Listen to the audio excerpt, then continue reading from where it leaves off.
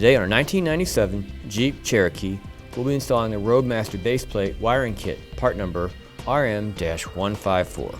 To start off, we'll run one end of our Roadmaster wiring harness through a hole in the front bumper on the driver's side. We'll use a zip tie to secure it and cut off any excess. We'll cut one of the ends of our wiring since we only need one. We'll then run the cut end of our wiring up through a bumper and into the engine compartment. To make it easier, we'll use a pull wire. In this case, we're using some old airline tubing. This also could be any piece of wire that holds its shape as well to pull up our new wire. We'll use the airline tubing, which will run down through the engine compartment and out the bottom.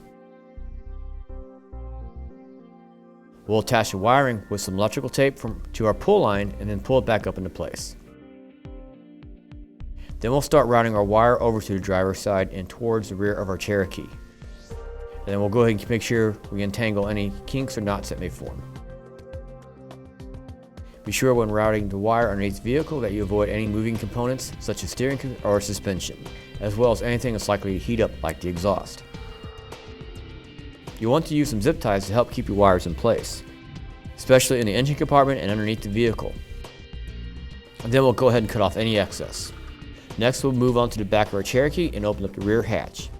To remove the taillight assembly, there will be 3 bolts that we need to take out.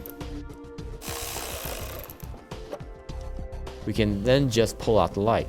Behind the light, we'll find a taillight wiring harness, which will still be connected, so be careful when removing the light. We'll cut back the tape around the manufacturer's wiring, so we can use a test light to find out which wire controls each function. We'll cut off a section of our baseplate wiring and separate each wire.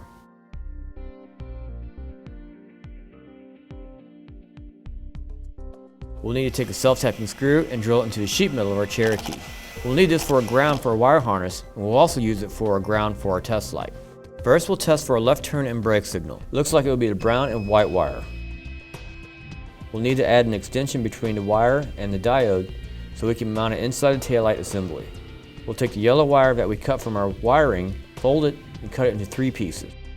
Then we'll remove the connectors from one of the included high-power diodes. We'll strip back the ends of a piece of a yellow wire and then crimp one of the connectors onto the end. We'll repeat for the other 2 yellow wires. Once the wires are securely attached to the connectors, we'll plug them back into the diode. Then we'll cut the brown and white wire and strip back each end. We'll connect the out wire to the brown and white wire running to the light here. We'll strip back the end on the yellow wire as well and connect it using included yellow butt connectors. Then we'll take the other yellow wire, which will be our end wire, and connect it to the other brown and white wire, again using the yellow butt connector. We'll clean off the space to adhere our diode to the light assembly. Remove the backing and press firmly to secure the diode into place. Okay, now let's do a thing for a running light diode. Next, we'll repeat the same process with our brown wire as before. Attach the wires as before. Now we'll test for running lights. That will be the dark brown wire, not to be confused with the black wire. We'll cut the wire and again strip back the ends. We'll attach the brown out wire to the end of the brown wires that goes into the bulb. Then we'll attach the other dark brown wire to the inside.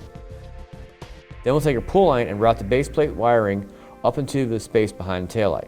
So I'm going to take this brown wire, I'm going to split it apart and put it on this diode right here.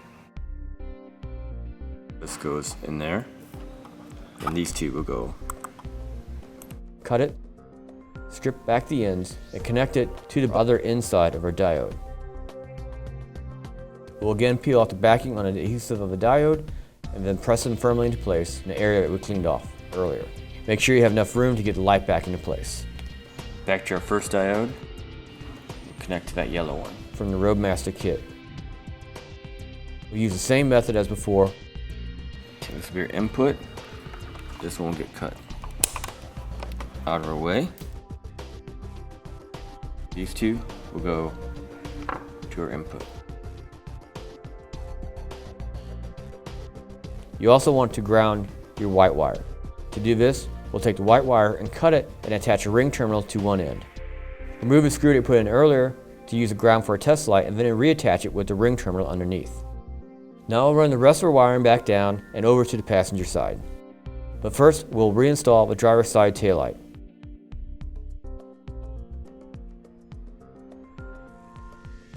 Then we'll take out our passenger side taillight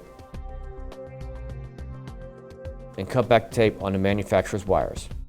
Bring up our wiring and split apart the wires. All right, we'll go ahead and strip away the wires we're not working with. So we already grounded it back over there. We already installed our left turn. Now we'll take the extra green wire we split up earlier, and just like we did with the yellow and brown wires, we'll cut into 2 pieces and secure the connectors from the 3rd diode. Then we'll test the lights. Brake signal. The wiring on the passenger side will mirror the driver's side.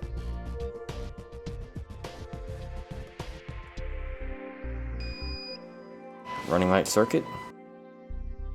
We'll go ahead and repeat our connections just like we did on the other side.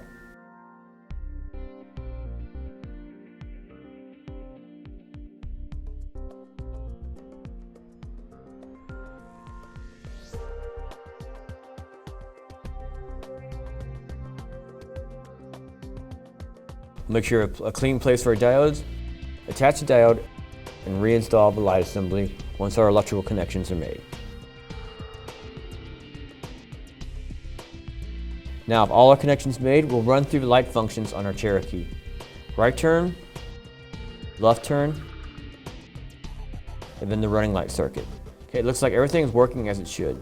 That'll do it for our install the Roadmaster Baseplate wiring kit, part number RM-154 on our 1997 Jeep Cherokee.